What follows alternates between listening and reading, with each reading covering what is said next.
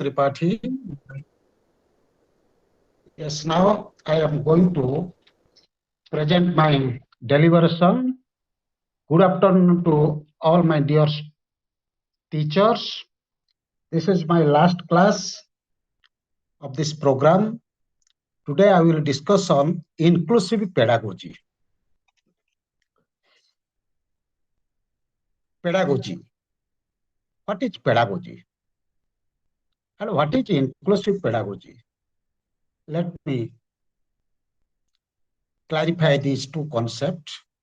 As you know, gone are the days when teaching was an art. Gone are the days when teachers are born. Now, teachers are made and teaching has been a science. Previously, it was believed that everybody cannot be an effective teacher or successful teacher. But now, the age of science and technology, everybody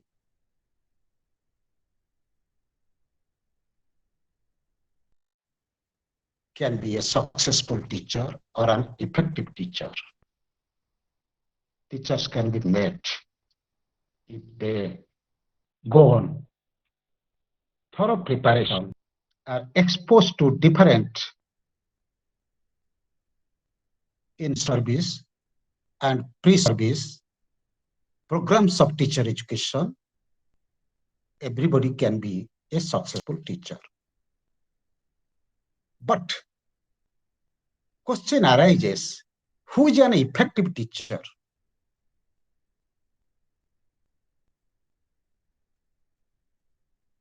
Nowadays, to be an effective teacher, a teacher must possess thorough content knowledge. I mean, he or she must be proficient in subject that he or she is going to transact in the classroom. Thorough content knowledge, thorough on knowledge in the subject. Second one is, he or she must possess pedagogical knowledge. Pedagogy is the science of teaching. It includes different methods of teaching, different modes of teaching, different techniques of teaching, different skills on teaching. That's why a teacher, to be an effective teacher, must possess pedagogical knowledge, skills of teaching, methods of teaching, techniques of teaching, modes of teaching, etc. And that is skill. A teacher must use different types of skills while transacting curriculum to the students in the classroom. Different methods. It may be deductive method, inductive method. It may be experimental method, observational method, analytical method, synthetic method, different methods, storytelling method, different methods are there. And to transact curriculum in the classroom, teacher must possess pedagogical knowledge, skills, techniques, modes. Third important one is technological knowledge. Now we are living in the age of science and technology. And technology is playing a very important role in a day-to-day life of each and everybody nowadays. That's why For transacting curriculum in the classroom, technological knowledge is necessary on the part of a teacher. In my time, teachers are not thorough about that aspect. Technology. He or she is not thorough about information and communication technology.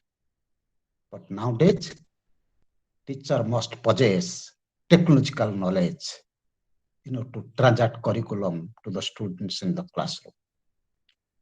Mere knowledge on technology, pedagogy, and content is not sufficient. How to integrate content knowledge with pedagogical knowledge, or content with pedagogy and technology while transacting curriculum in the classroom. That's why pedagogy is very, very important for transacting curriculum, for the benefit of the students, for all-round development of the students, for optimum development of students. There are many teachers who are thorough in content knowledge, in their own subject, thorough, first class, first gold medalist, but unable to transact content to the students in the classroom. Students are not satisfied with those type of teachers. That's why integration of content knowledge with pedagogical knowledge and technological knowledge is very important for the all-round development of the students. That's why the importance of pedagogy. But another term is used, that is inclusive. What is inclusive? Previously, disabled students were studying in special schools. But nowadays, the right of disabled students is to study with normal students in a class. They are not supposed to take admission in special schools. They have every right to study along with normal students in the classroom. That's why modern classroom consists of normal children or normal students coming from different cultural background. In my last class, I was discussing in the context of a multicultural classroom, as well as students with different types of disabilities.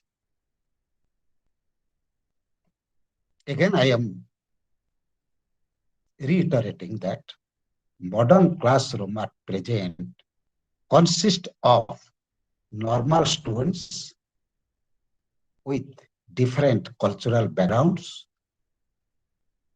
and students with different types of disabilities.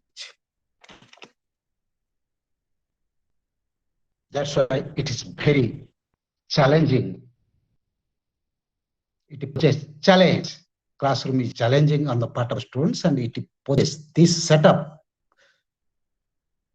poses challenge before the teacher for transaction of curriculum.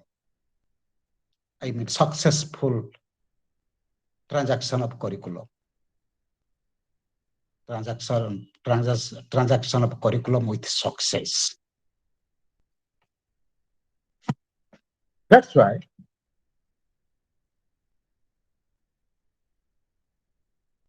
we must be thorough about inclusive pedagogy. Teacher must be aware of inclusive pedagogy and he or she must use inclusive pedagogy for the maximum development of potentialities of learners.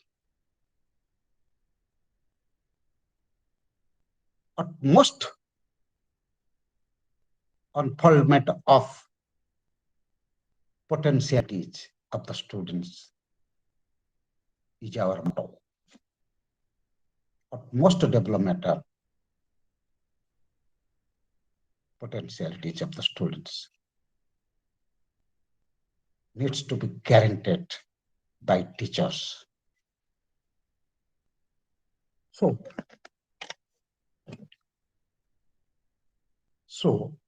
the need of inclusive pedagogy to face the challenge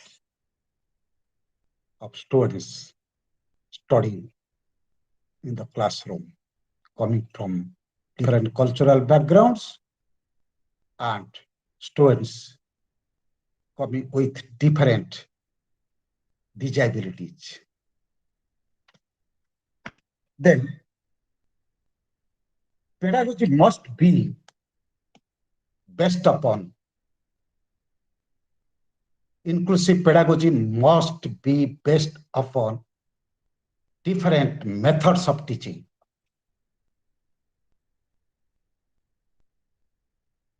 Traditionally, teacher was using only one method or two methods of teaching.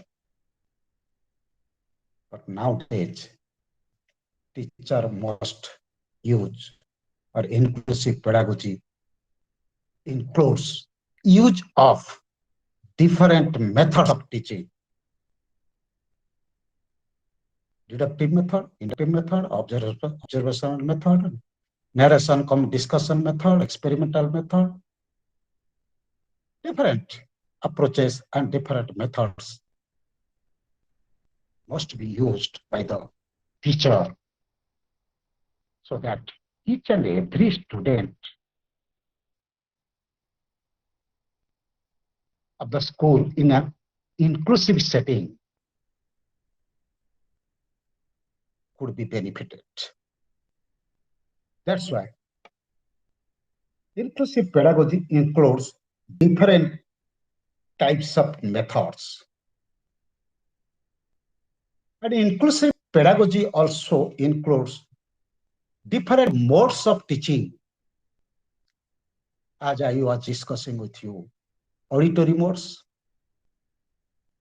listening, where listening is given more importance, verbal presentation of materials is given more importance, auditory methods, listening.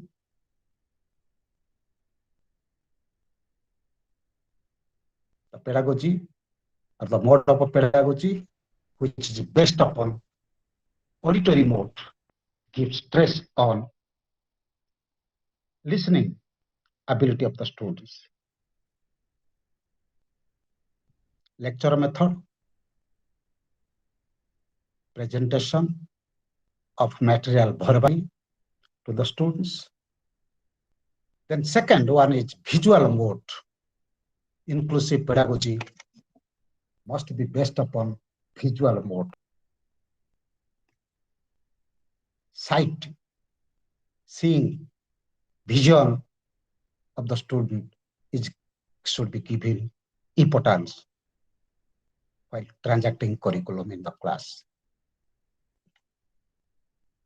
That is picture, charts, use of charts, maps, pictures, all those things. Video clips so that students can see.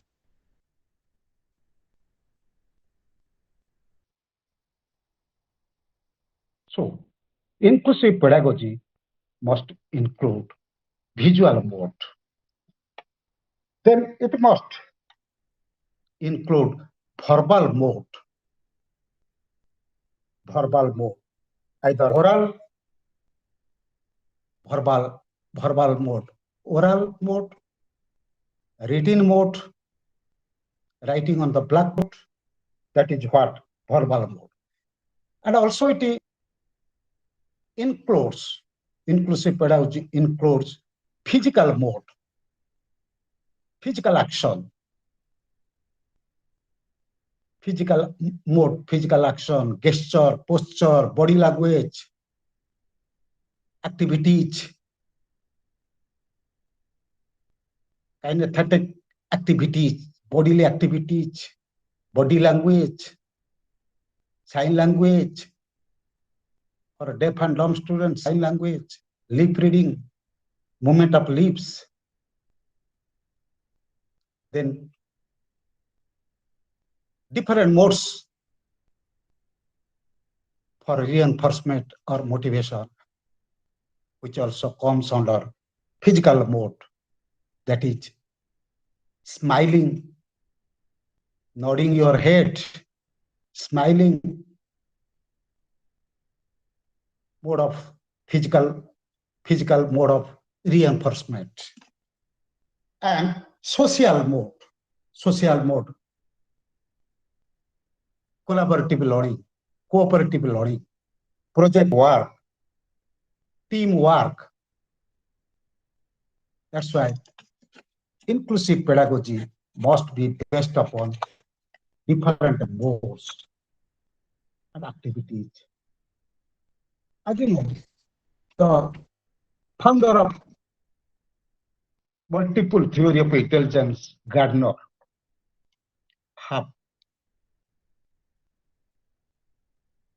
has told about 8 type of intelligence. And his theory, multiple theory on intelligence, has its implications with regards to different activities that a teacher can use in an inclusive classroom setting for inclusive pedagogy. First one is verbal and linguistic. Under verbal and linguistic intelligence, it has its implication for activities the teacher can adopt in an inclusive setting. Verbal and linguistic activities, oral, written, those activities you can use in an inclusive setting for the benefit of all types of learners in the classroom. Then visual activities. You know, what are the visual activities? As I was discussing, visual mode, visual activities you can use adapting curriculum to the students so that learners can be benefited. Learners with different abilities and disabilities would be benefited out of those activities. Logical and mathematical activities, reasoning, thinking, logical and mathematical activities, inductive reasoning, deductive reasoning, those type of activities can be adapted for all types of learners in the classroom. Then naturalistic or scientific activities. Scientific activities means observation, experimentation, activities relating to naturalistic or scientific intelligence includes observation, experimentation, observational activities teacher can use in the classroom. Then musical activities, dance, song relating to music, playing different musical instruments, those activities teacher can use in an inclusive classroom setting. Bodily and kinesthetic activities, physical activities. performing some activities, performance. Students should perform some activities in the classroom, learning by doing activities, drawing, painting, perform, action, physical activities teacher can use in the classroom for all-round development of the students. Then interpersonal activities, that is relating to sociability, as I was discussing cooperative learning. You can form small groups consisting of 5 to 6 students, and the group must be heterogeneous in nature.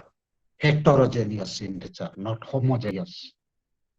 Heterogeneous groups could be formed by the teachers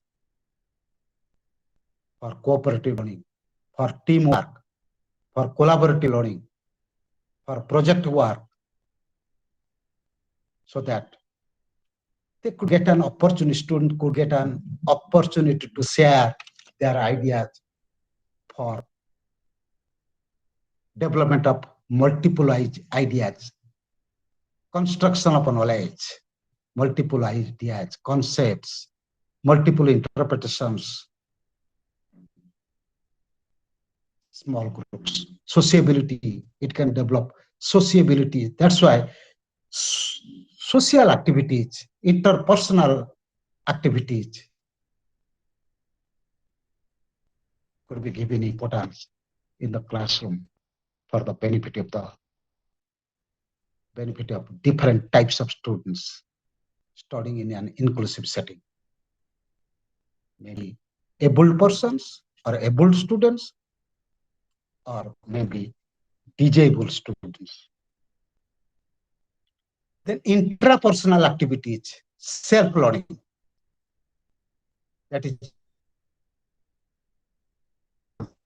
self-learning activities, interpersonal activity, interpersonal intelligence, the theory of multiple intelligence given by Gardner could be interpreted in that way. We can take the help of multiple theory of intelligence to think about different types of activities, multiple activities, which could be used in an inclusive classroom for different types of learners, so that learners with different types of interest, ability, or varying in interest, ability could be benefited out of it. So a teacher must be aware of, not only aware of all those modes and techniques, but also use and implement those techniques for the benefit of the students. That's why the importance of inclusive pedagogy on the part of a teacher. Then let me discuss different learning styles and preferences of students with different types of disabilities. Visually impaired students. What about their learning preferences or learning styles? I had given hints in my earlier discussion about this. Today, we shall discuss in detail.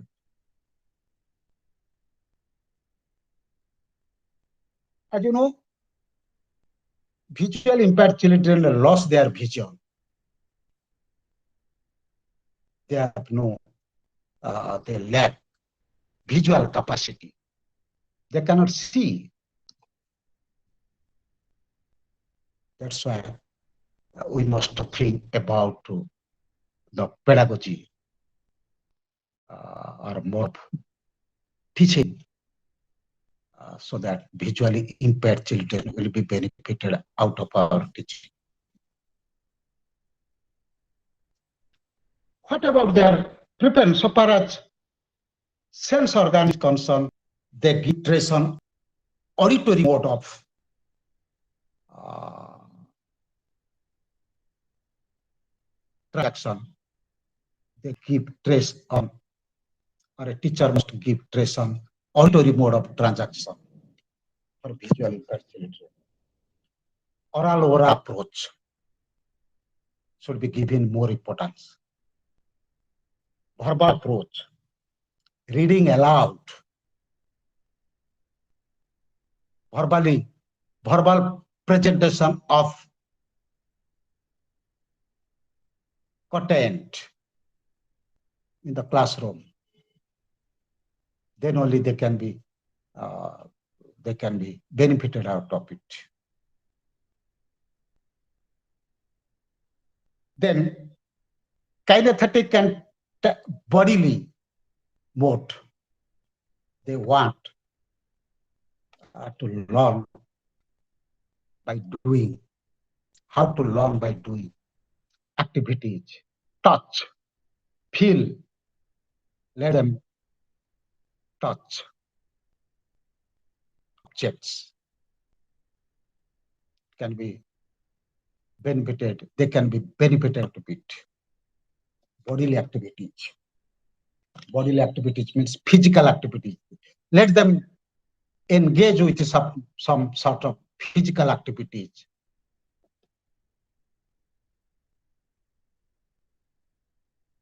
According to their interest. Let them touch and feel. Skin, touch. Then that skin should be, skin of the stone should be used. That sense organ should be used. Physical activities. Performing some activities in the classroom for learning something to be given more importance. Besides that, field trees, models, embossed map, they can relief map, embossed map, they can feel, touch, and learn out of it. Use of Braille, as I have already discussed with you. Field trip, action, then mobility, training, physical activities could be used by the teacher to deal with those type of students to transact curriculum. Then affective activities, praise, affective. They like praise. They like action from the teachers. Teacher must be student friendly with visually impaired children. Student friendly. Praise. Like them. Interact with them informally, not only formally, but also informally. After class, they want teachers' help and teachers' care, teachers' affection, love. That's why a teacher must know and use those techniques while dealing with those type of students in the classroom. And connect it to students for interaction. You have to create opportunities so that students can interact. Visually impaired children can interact with normal children. That atmosphere should be created by the teacher in the classroom. Then social style of learning. Their preference, social, as I was discussing. They want to work with normal children. They want help from normal children, from normal children also, affection from normal children. They want to share their ideas with normal children. That is their learning preference. They want to play with normal children, sing with normal children, dance with normal children. You see, do some physical activities with normal children, share their ideas with normal children. That's why teacher must create opportunity and environment so that visually impaired children could interact with normal children. That's why you can form small groups for learning. As I was discussing, 5 to 6 students with different backgrounds, not homogeneous in nature, but heterogeneous groups you can form. Let them learn collaboratively. Let create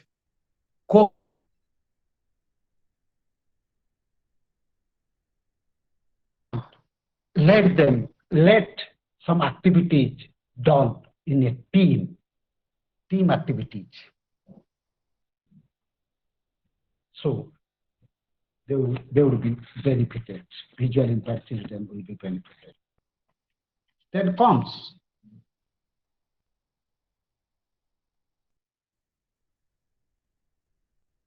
how to deal with hearing impaired children. They have lost their listening power, visual. Not only visual, as a result, they have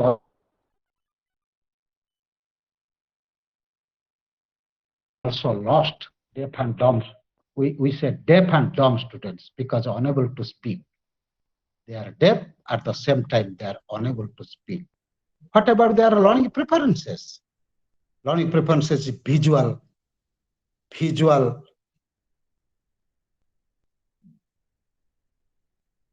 in nature.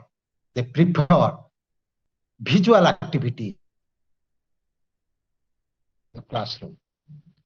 That's why the pedagogy must be based upon visual activities, reading activities,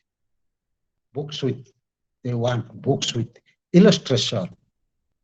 Then watching video clips, visual activities, chart, map, models, watching activities, demonstration. Besides that, they need sign language, body language, lip reading. Then, as you know, hearing aids also they need. They want. Residual auditory could be used if they possess by using hearing aids. That's why that is about the preference with regard to visual activities and your pedagogy or teaching, learning, science of teaching must be based upon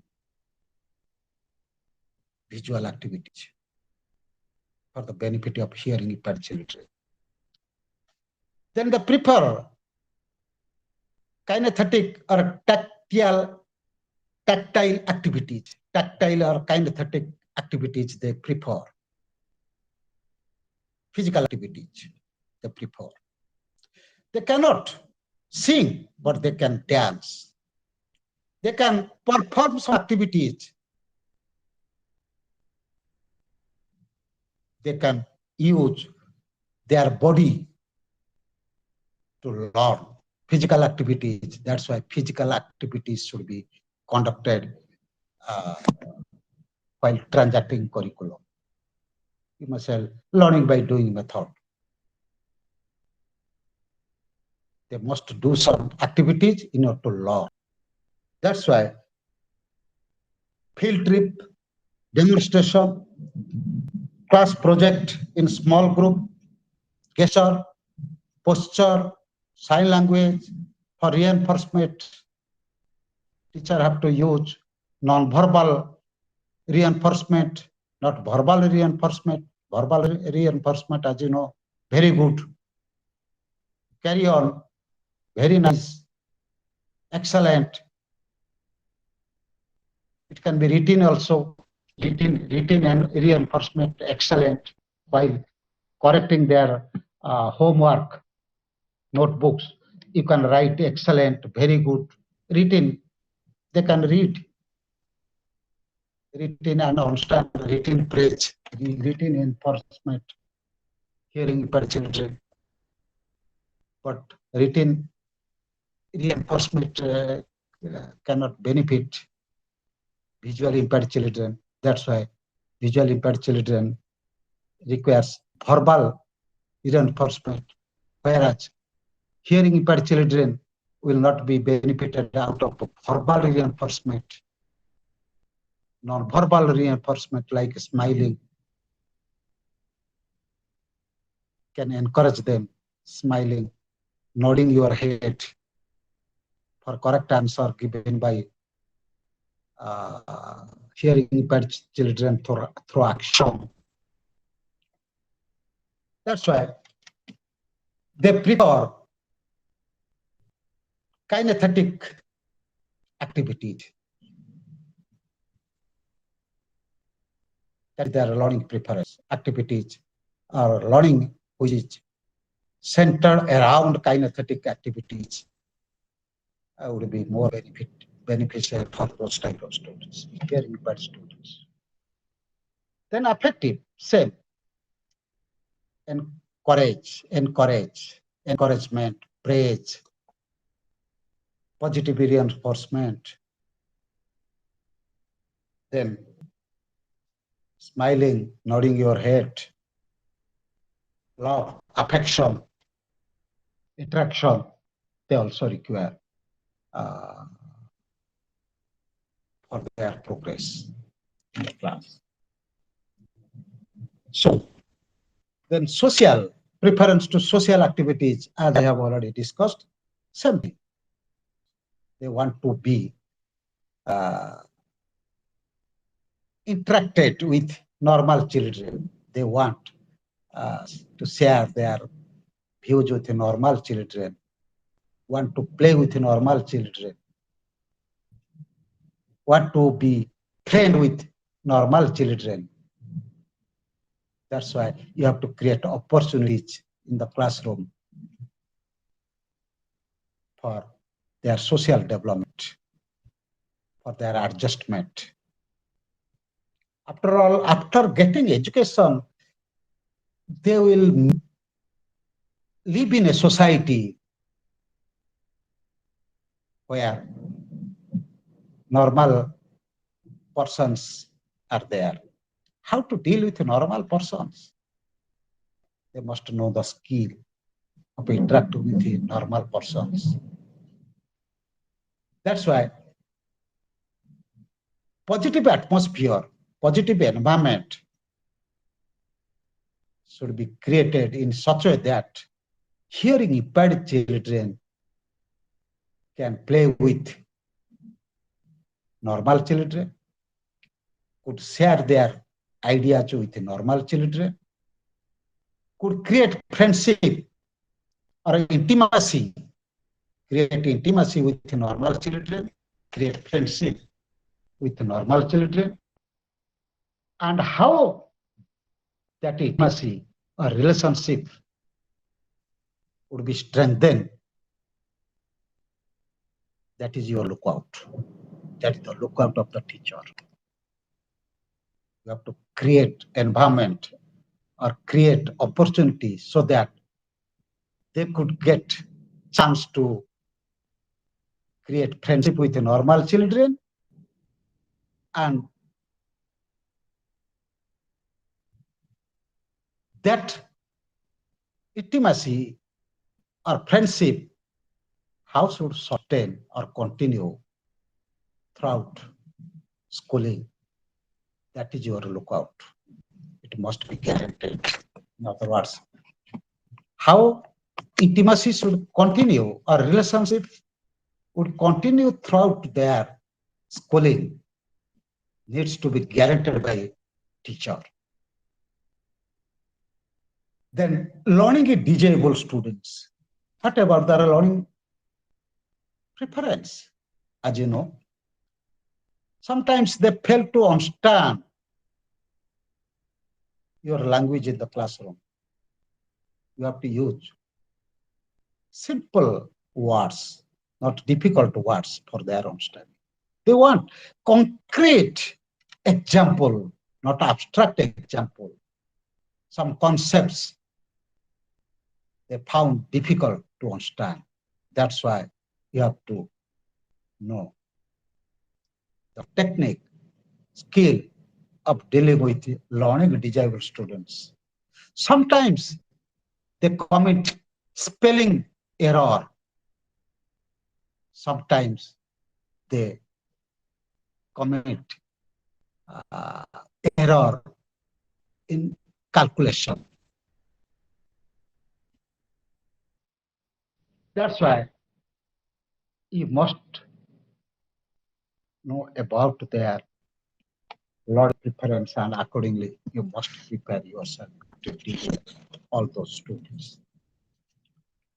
Then let me discuss about universal design for learning. Universal design for learning, it does not mean one optimal method to be used by a teacher for all types of students in an inclusive setting.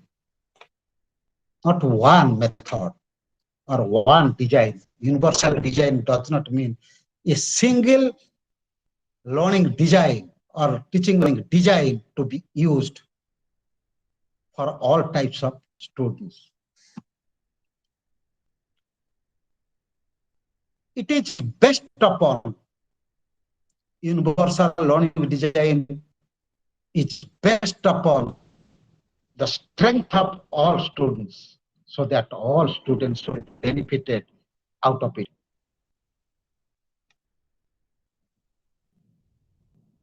It creates learning environment in such a way that all students should be benefited out of it to maximize their development. All students should be benefited out of it. That's why it includes totality of communication, totality of pedagogy, totality of techniques, totality of pedagogy, totality of techniques, totality of skills, and totality of communication. And it is flexible, universal design for learning has got flexibility and inclusiveness.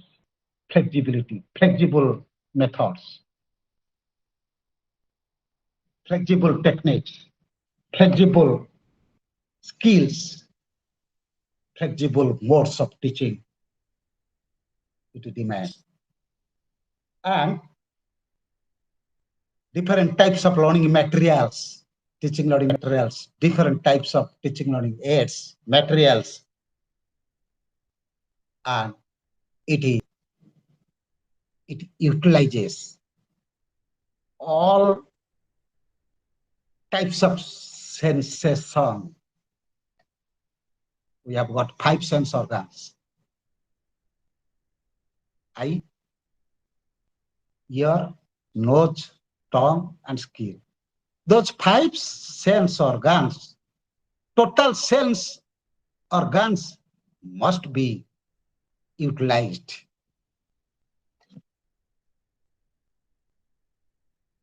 That's why flexible. You must be flexible.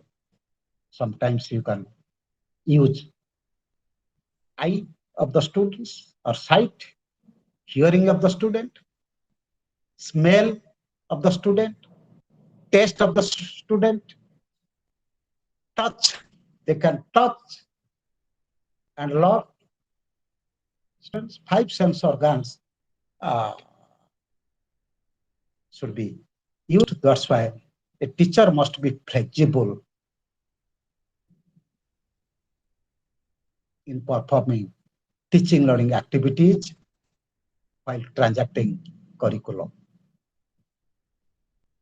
Then,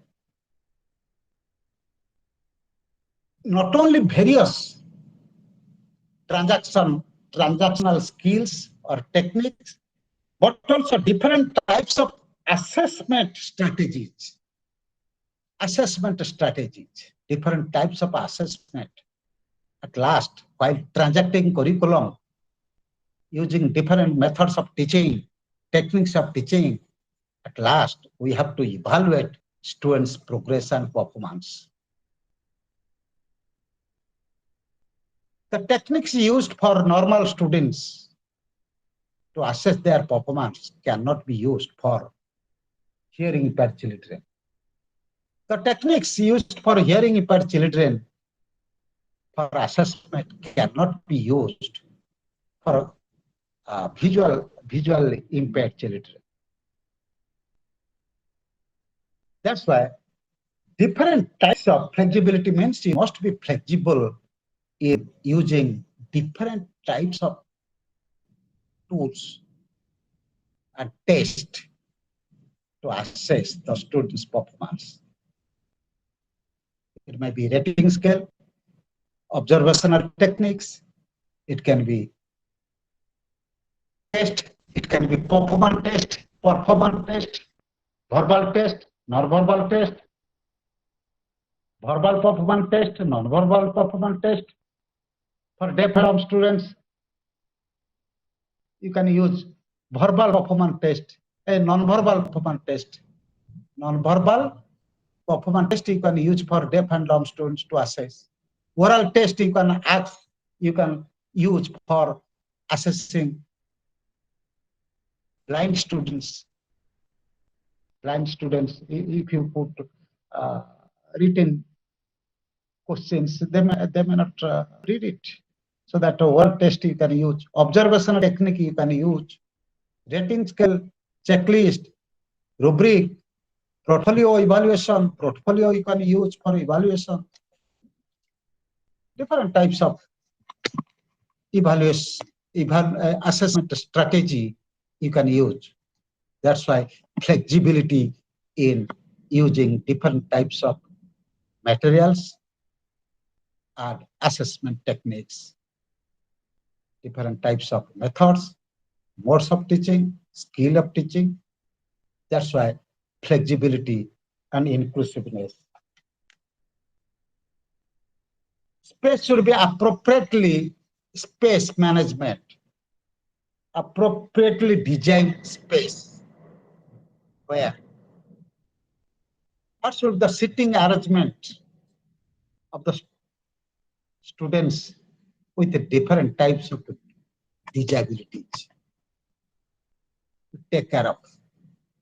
Whether they should sit in front benches or in the back benches.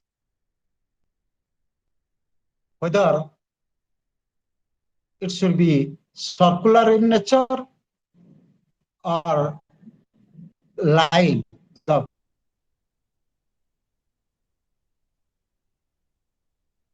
desks and benches are arranged in a line. You should take care of. And where would be available for all types of students with different abilities and disabilities. We must think about all the things. Then, simplicity. Simplicity means avoid unnecessary complexity while transacting curriculum. Simple words, not difficult words. You can use simple words not difficult words, so that each and everybody can understand what you are speaking or what you are doing. Simple activities, simple method, concrete, give tracing using concrete materials, concrete teaching learning aids, concrete teaching materials, not something. If you use something abstract ideas to make student understand a simple concept is simple, but your example is abstract. You use abstract example. Abstract concept, you need to teach abstract concept. You can take the help of concrete materials, or you can take the help of simple examples, simple words, simple explanation, so that all will be benefited. Breaking down instructions into small steps sequentially. Instructions should be sequentially presented, simple to complex. Principle you can follow by sequencing your presentation before the students. Collaborate with students, then providing feedback during learning. You have to provide feedback, reinforcement, praise, all those things while teaching to the students. This is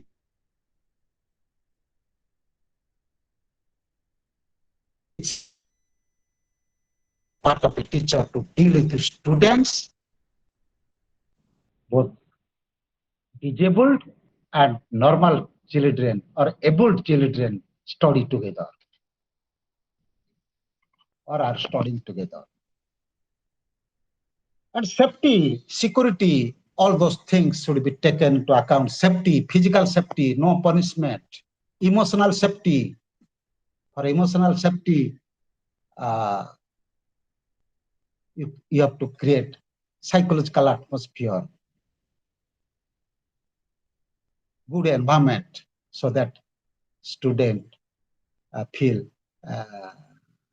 safety so far as emotion is concerned. Physical safety, then emotional safetyness must be ensured by the teachers in an inclusive classroom. Then respectful encouragement, use of assistive technologies, organizational software, interactive whiteboard, all those things, techniques, different techniques, softwares could be used for the benefit of all types of students studying in an inclusive setting. Then principle of universal design for learning. What are the principles which must be followed? Principle of total communication. First one is principle of total communication. Total communication includes listening activities, speaking activities, reading activities, as well as written activities, both on the part of the student as well as on the part of the teacher. Total multiple means of communication or totality, we must give trace on total communication. Total communication based upon those four activities, four types of activities. Listening activities, speaking activities, reading activities, writing activities. Then second principle is multiple multiple means for engagement. We have to use multiple means of engagement, or we may say multiple means of techniques, multiple techniques, observational techniques we can use for the engagement of the students. Experimental technique, experimentation, in other words, experimental method or experimentation technique could be used for engagement of the student in the classroom. The debate, discussion, multiple means of techniques could be used. Then multiple use of multiple methods, as I have already discussed. Multiple methods, not a single method. Use multiple methods so that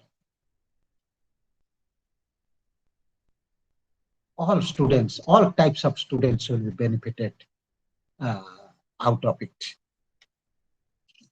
Then differentiated, let me discuss about differentiated instruction. Differentiated instruction. What are the principles of differentiated instruction? As you know,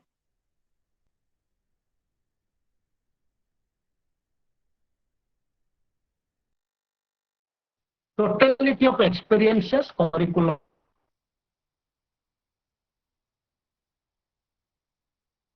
is totality of planned experiences that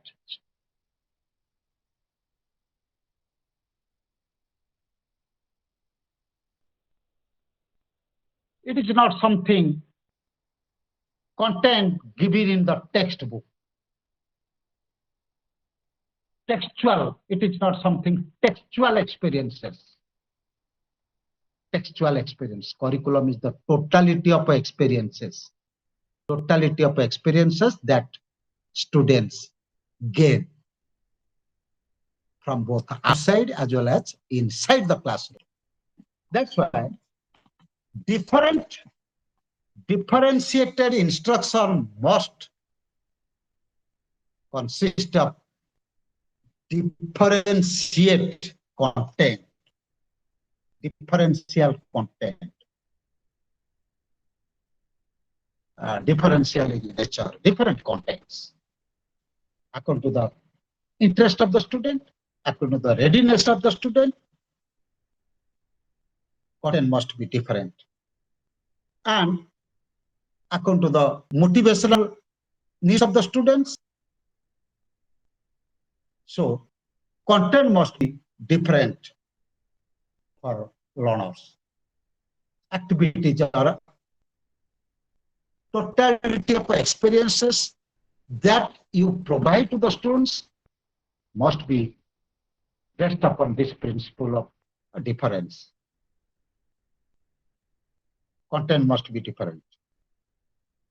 Gifted students need abstract content, but a learning disabled, they need concrete content. Abstraction and concrete. Similarly, curriculum or transaction process.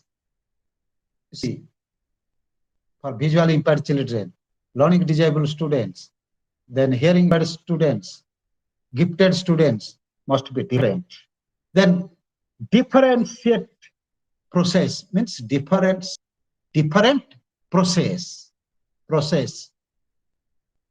transactional process, teaching learning process, methods, strategies, modes, use of teaching learning materials, reinforcement, different types of reinforcement, different types of skill, strategies, process,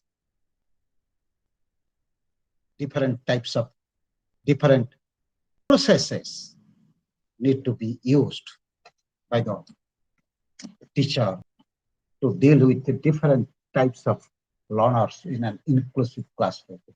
So inclusive pedagogy requires that thing. Then different products, as I have already discussed, product, student achievements. That is the product. How to assess students' achievement, how to assess students' progress. Different techniques, different tools, types of tools need to be used. Various assessment tools and techniques we must use for the benefit of the students. Then, last part. This is my last part, which I will deal with you. The models or steps a teacher must use while planning lessons for the students studying in an inclusive classroom, or steps that he or she should follow while transacting curriculum. That I will discuss with you. It is very important for you. Gone are the days, remember, gone are the days when teaching learning process aimed at for acquisition of knowledge. That day is gone. Learning does not mean acquisition of knowledge and skill.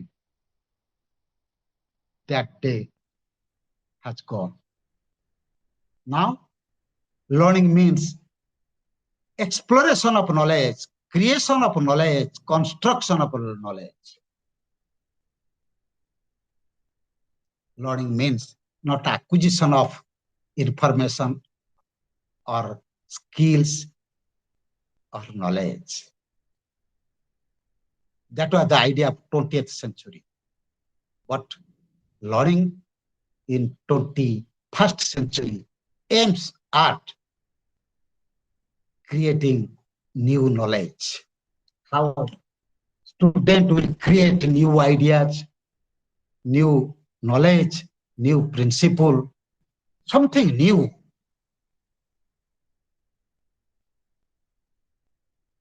How they can create new interpretation. That is our motto. Gone are the days when knowledge was given priority. Knowledge and understanding of the student were given priority. Now, critical thinking is given importance. Critical thinking is given priority.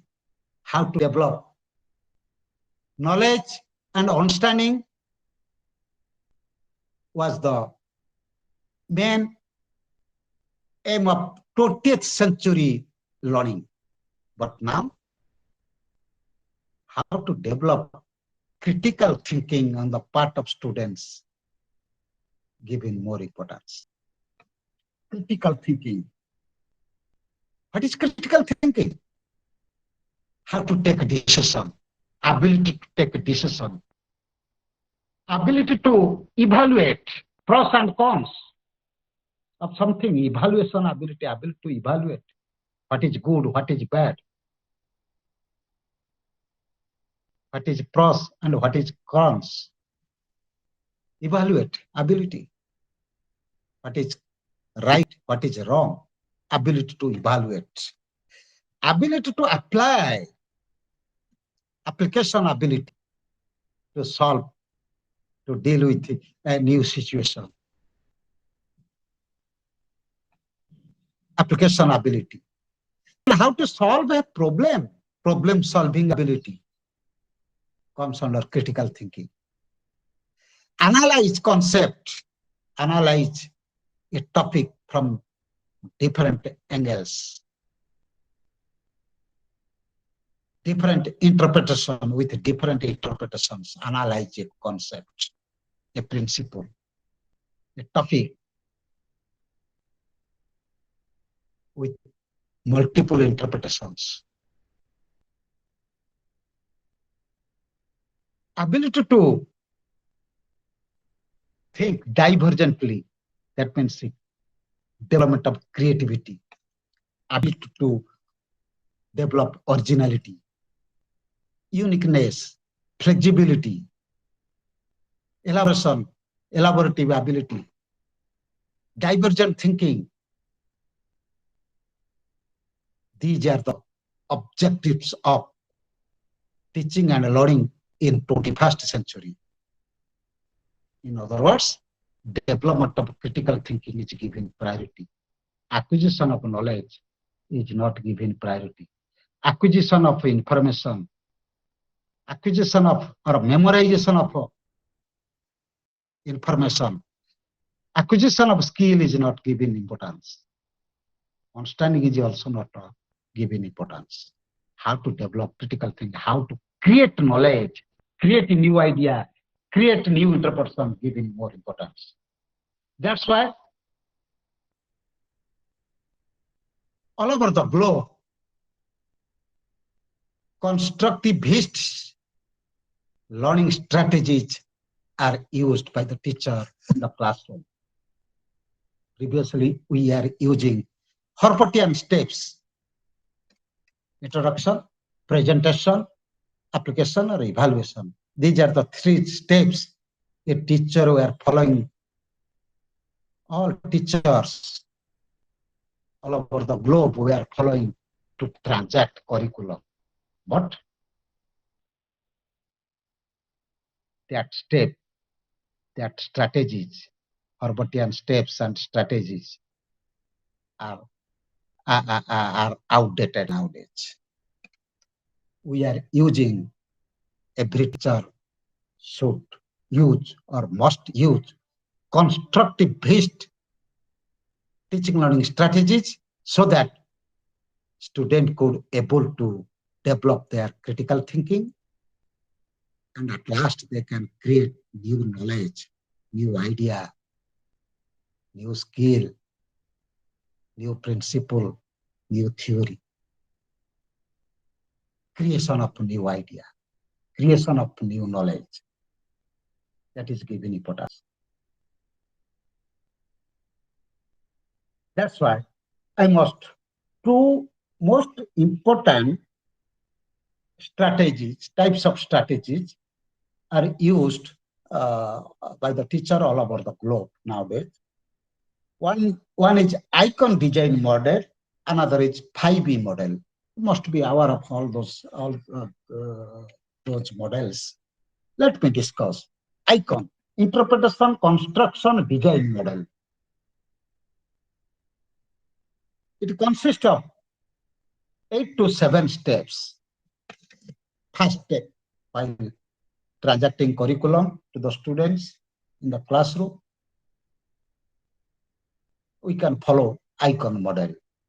First is create situation. Teacher has to create situation in the classroom. It can be verbal situation, it can be non-verbal situation, it can be kinesthetic situation or physical activity situation. It can be lifelike situation, lively situation. You have to create situation in the classroom first, where the content is anchored or situated. Situation you have to create taking into the account of content that or curriculum that you are going to transact in the classroom. Befitting situation, relating to situation, relating to your topic, relating to your content. First one is creation of situation.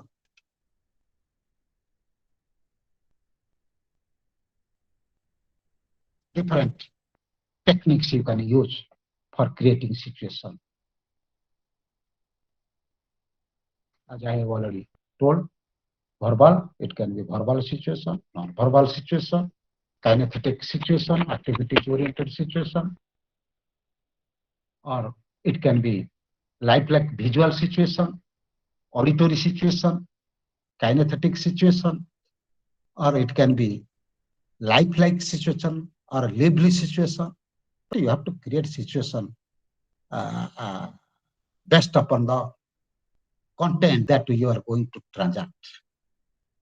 Then second one is observation. Let students observe minutely the situation you created. Observation of situation. Direct observation. The situation created by the teacher in the classroom should be observed minutely by each and every student. Then let them interpret. After observing, let them interpret. The third step is interpretation construction. Interpret the situation. About the situation, let them think and speak what they observe. What is about the situation? What it is describes the situation. Let them interpret according to their own way. Situation may be one, but it can be interpreted differently by different students. That's why interpretation construction. During interpretation, they can give their own views. They can construct knowledge also, idea. They interpret the situation. Then contextualization. Now situation we created, contextualization, what new content that you are going to present today, it must be contextualized. In other words, as I have already told you, that situation you have to create must have got its context.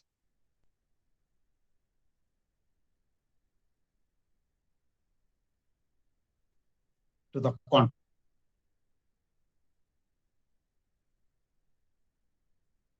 or the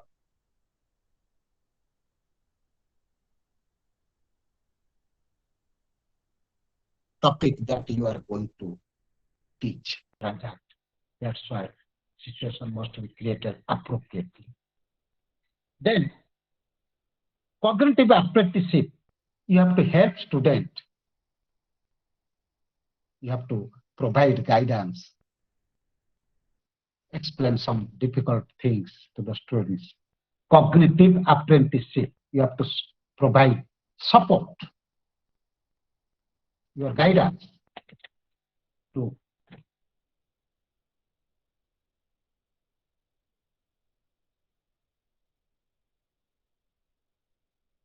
the content. In this step, cognitive apprenticeship.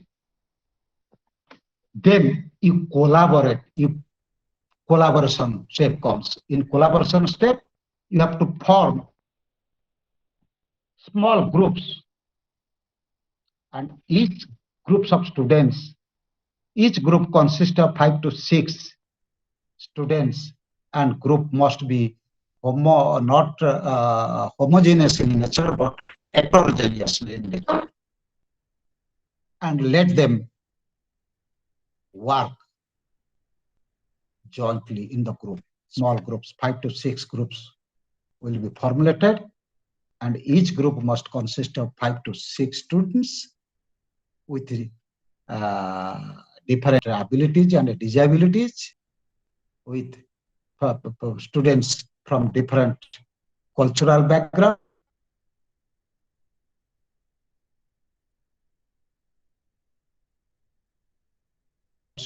On that particular task, you give them tasks relating to your content, let them think, interpret, and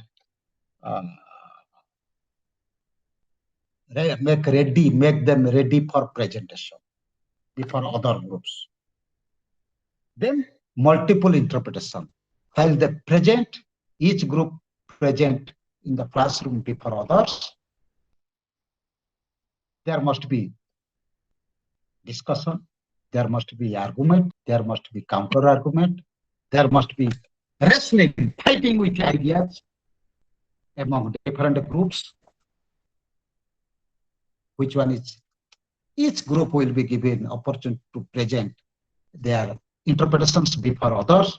Then this is called multiple interpretation step. In multiple interpretation step, each group will be given opportunity to present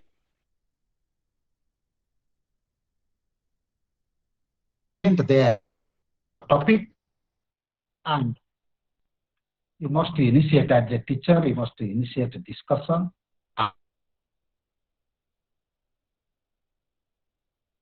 Then only knowledge, they must be ready to. Last one is multiple manifestation. Multiple manifestation. Here in this step, new ideas, new knowledge could be constructed by the students. Multiple manifestation. This is all about the icon model that a teacher can use in teaching learning process nowadays, or inclusive classroom, for construction of knowledge, for generation of new knowledge, for exploration of new knowledge. Forgotten step that we are following now is outdated. Second model, commonly used model, second, that is the best model. Icon model is the best model to me. Icon model is the best model that a teacher can follow for teaching and learning of the students belonging to an inclusive setting or inclusive classroom.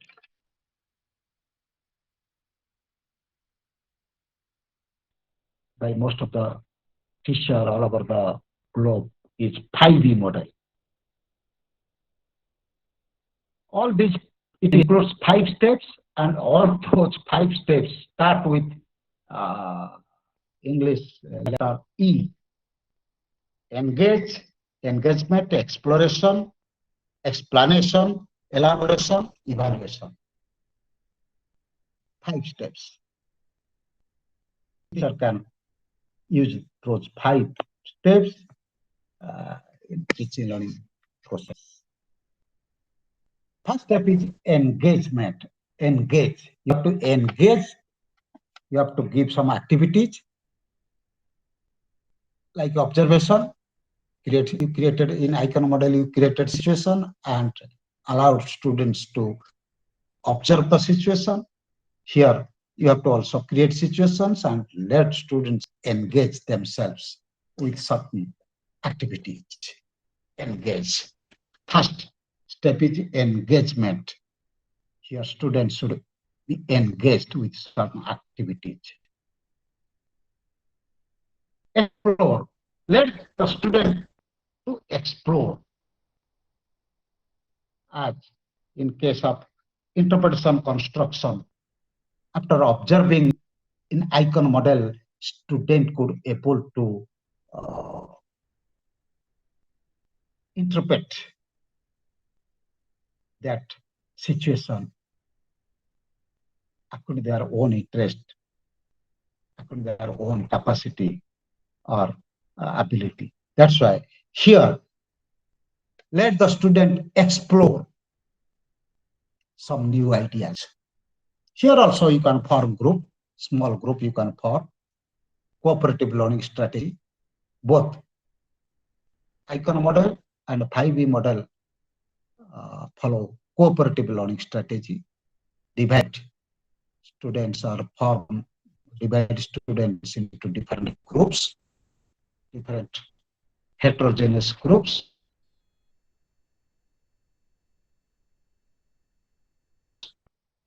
According to their own way, interpret something according to their own way. Then they have to present their ideas and interpretations before others. That is called explanation. They explain, justify their interpretation, explain their interpretation, justify their interpretation before others. Again, as a teacher, you have to initiate a discussion, debate, argument, counter-argument, argument, counter-argument, wrestling with the ideas, fighting with the ideas, should be encouraged by the teacher in the classroom, because learning is not acquisition of ideas or skill. Learning means construction of a new interpretation, new ideas, which must be given importance. That's why if there will be no argument, counter argument, then new idea cannot take place. So you have to initiate discussion, argument, counter argument, fighting with the ideas, wrestling with the ideas, and cooperative learning. Cooperative learning and debate, discussion also be initiated by the teacher in this while students are explaining their interpretation before others. Then elaborate. Next step is elaboration. Then a lot of ideas will come out of discussion, out of debate. A lot of ideas, new ideas. And you have to help the student to elaborate those ideas. Or you, on your own, can synthesize those ideas. The ideas emerged could be synthesized. You can interfere after new ideas, after interfere and synthesize all those ideas. This is called elaboration. And at last step is evaluation. As we do, Herbartian steps. Evaluate last step of Herbartian steps of learning. We evaluate. Likewise, you can take the help of evaluation at last. That's why 5E model consists of 5 steps. First step is engagement, exploration. Second step is exploration. Third step is explanation. Fourth step is elaboration, and last step is evaluation. And if we follow those, either of these two models, either icon model or 5E model, then we can ensure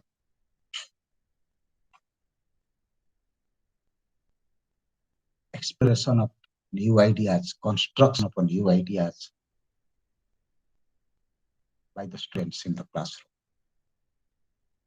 That's why education or learning does not mean acquisition of idea, acquisition of existing knowledge,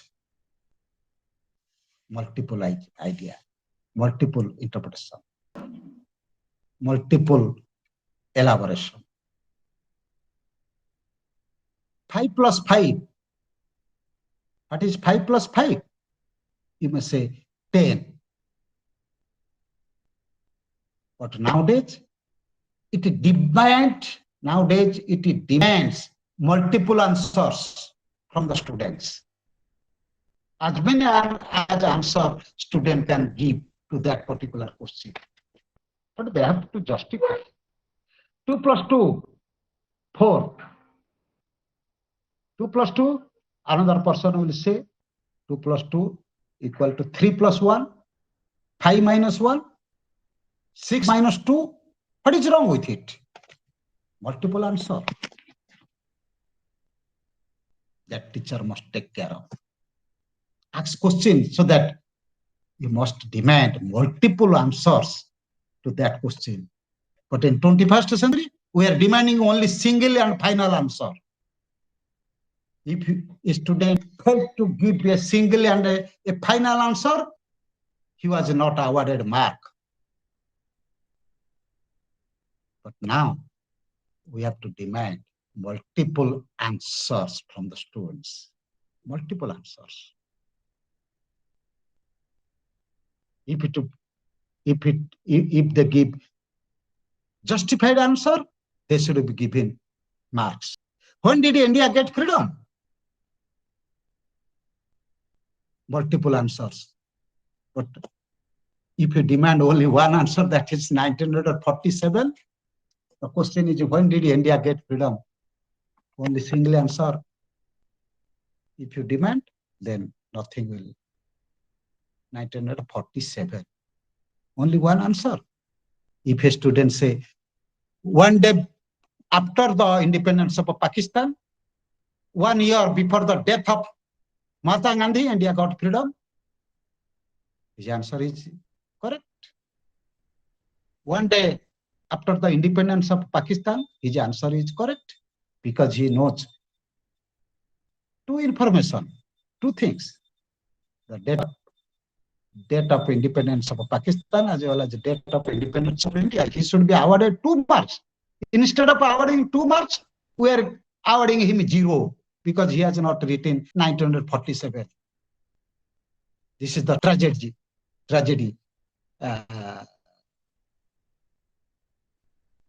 of the present era.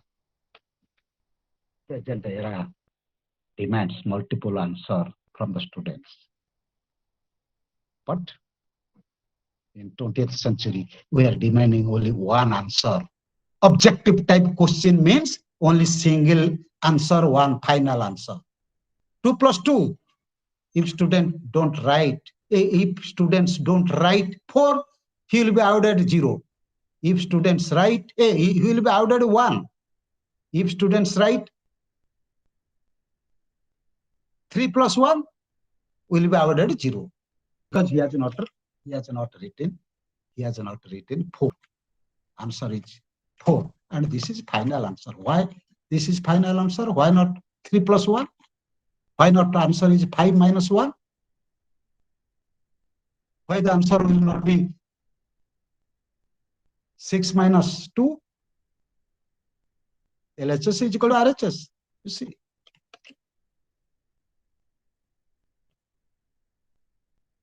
Now, we must ensure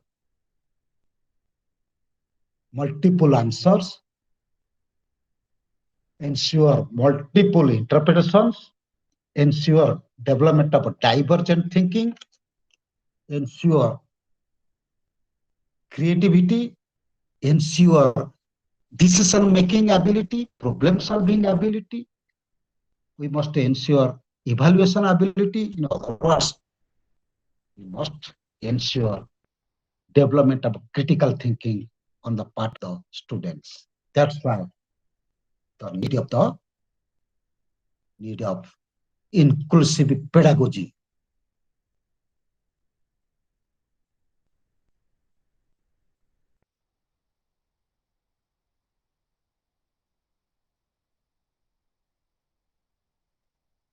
For development of critical thinking on the part of the students. That is what is demanded. What is demanded in 21st century. What you know is not important at present. What you can do with what you know is more important. How to assimilate knowledge meaningfully and communicate. As I have told, total communication. Communication is nowadays given more importance. How to communicate yourself before others successfully. Communication with success is given priority than knowledge that you possess. You may possess knowledge, many concepts, but unable to communicate yourself successfully before others. Now you are not, you are rejected, you are not accepted. How to communicate yourself successfully before others is given priority. How to work in a group, how to live with others collaboratively, that is more important. Learning of social skills and solving a problem in a group is given more importance. How to live with others. And today's motto is, if we want to, today we give importance to cooperative learning in the classroom. The motto is, if you want to fly, let us fly together.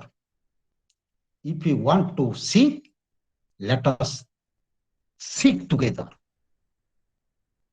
Again, if you want to fly, let us fly together. If you want to seek, let us seek together. If you want to fall, let us fall together. If you want to float, let us float together. That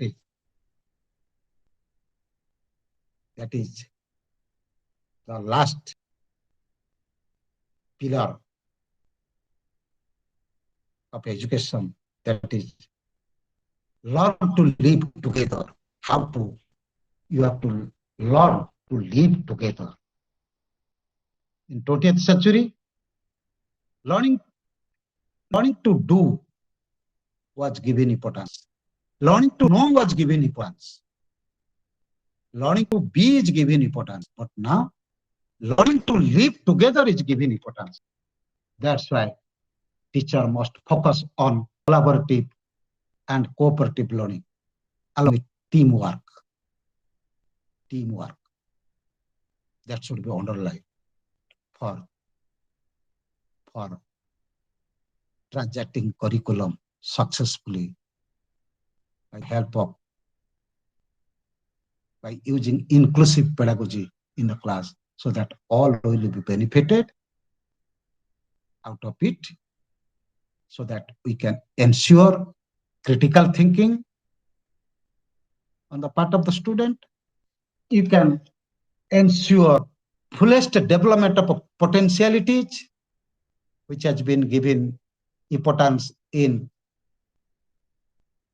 National Education Policy 2020, fullest development of potentialities, development of critical thinking,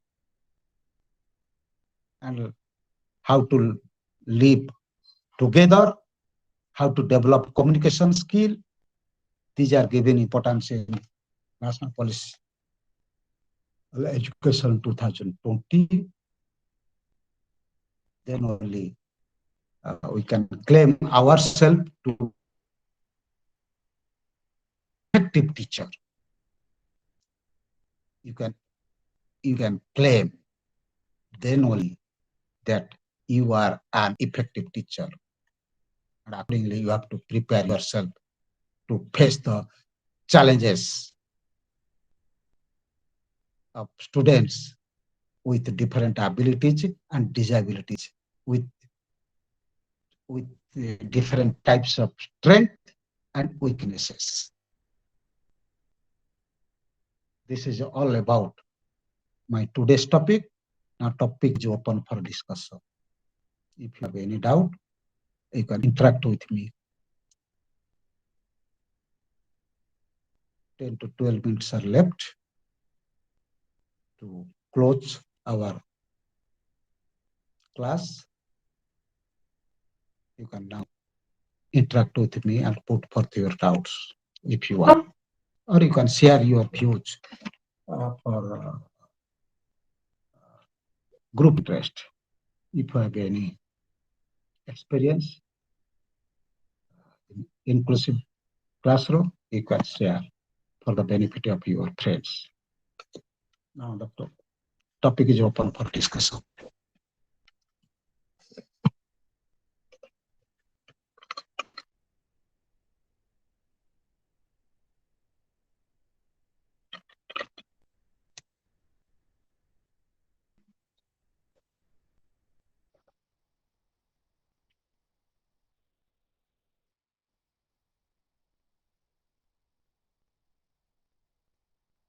Any doubt? No doubt. You can put forth your doubt. You can interact with me. You are allowed to share your experience for the benefit of others if you have any.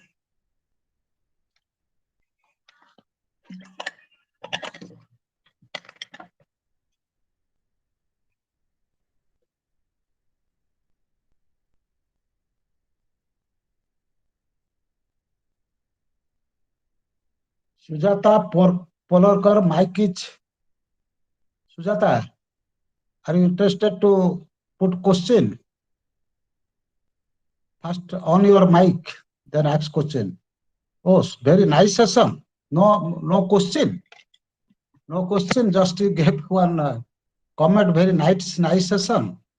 Any experience you have in your classroom, you can share any positive experience or negative experience. If you have, you can share. Have you got any negative experience? You can share negative experience and challenge that you faced, and how could you solve that challenge in the classroom? Your experience, you can share. Any challenge you faced? No challenge. Sujata, have you faced any challenge in your classroom? No, sir. No challenge. What is your positive experience? Positive experience that you have experienced, or negative experience? One positive experience you can share.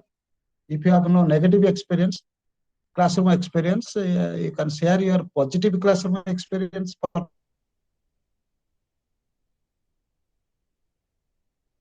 the benefit of others. You can share.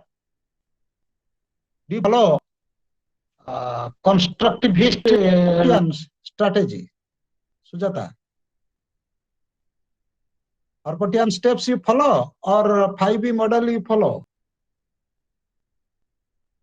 Mic is closed from my side, no? Icon model. Oh, icon model you follow. Very good model. This is the best model so far as my knowledge is concerned. I have developed so many lesson plans, particular lesson plans in English, following icon model for the state. For NCERT, I have developed lesson plans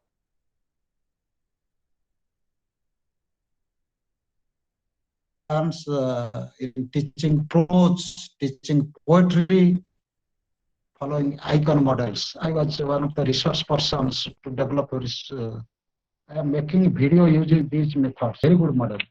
But you have to integrate pedagogy as well as technology while teaching, transacting curriculum to the students in your classroom. Technology must be integrated with pedagogy. Okay. Anybody who follow 5B model in the classroom?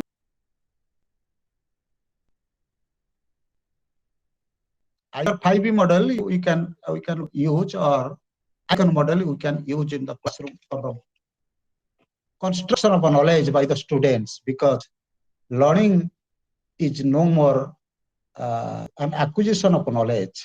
Remember, acquisition of knowledge. Learning is not acquisition of knowledge or skill. Learning is construction of knowledge. That is the definition of learning.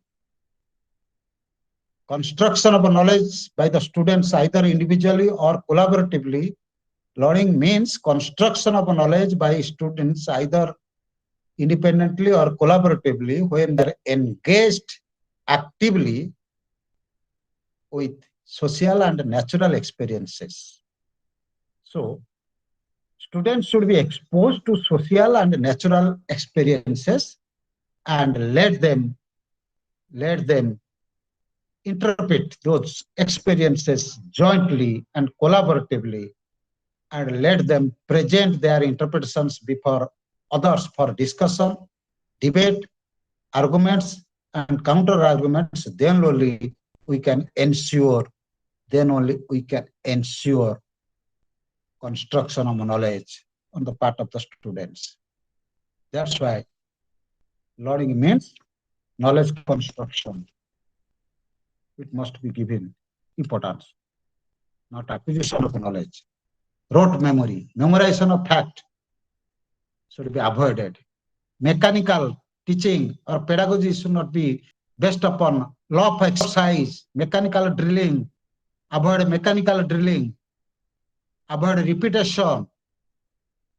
Mechanical drilling should be avoided, and cooperative learning should be given trace. Mechanical drilling, exercise, all those things should be avoided. And objective questions should be avoided.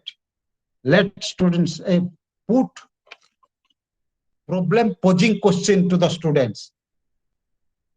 Avoid object type of question.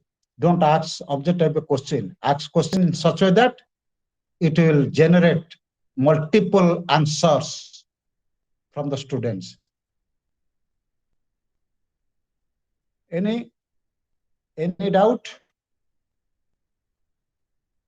No doubt.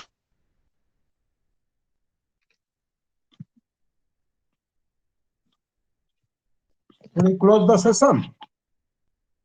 Shall I close the session? Okay. Let me close the session. Now, session is closed. Thank you.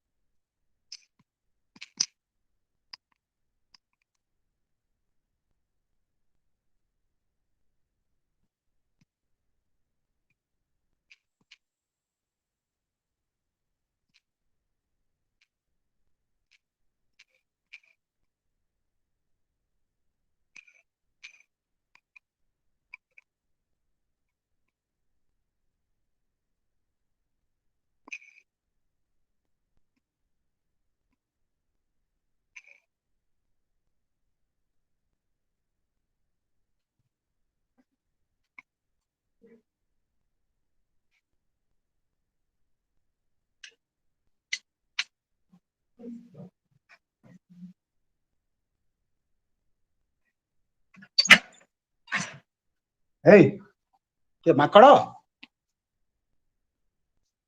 Makado.